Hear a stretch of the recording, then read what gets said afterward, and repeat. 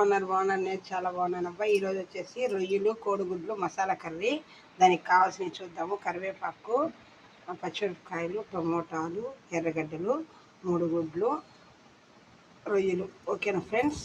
Oil పెట్టుకోవాలి, అన్నీ వేసుకొని ఫ్రై చేసుకోవాలి. అప్పుడే ఈ కూర టేస్ట్ బాగుంటుంది. కొబ్బరి మసాలా వేసి పెట్టుకోవాలి మిక్సీలో. ఓకేనా?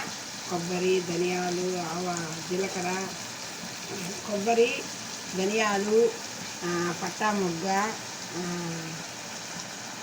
గసగసాలు అన్నీ వేసి గ్రైండ్ చేసి పెట్టుకోవాలి. తెల్లగడ్డ, అల్లము, టమాటాలు వేసి బాగా వేయించుకొని దాంతోనే రొయ్యలు వేసేయాలి. ఎందుకంటే పచ్చివాసన పోవాలి. రొయ్యలకి పచ్చివాసన పోతే టేస్ట్ బాగుంటుంది. తర్వాత గుడ్లు వేసి మసాలా వేసుకోవాలి. మసాలా వేసాక కొంచెం వేగనిచ్చి గుడ్లు వేసుకొని వాటర్ పోసేసుకోవాలి. ఆల్మోస్ట్ అయిపోయింది కర్రీ. ఓకేనా? అంతే. ఇంకా ఫ్లేవర్ మంచి గుమ్మగుమ్మలాడే ఫ్లేవర్ ఉంది.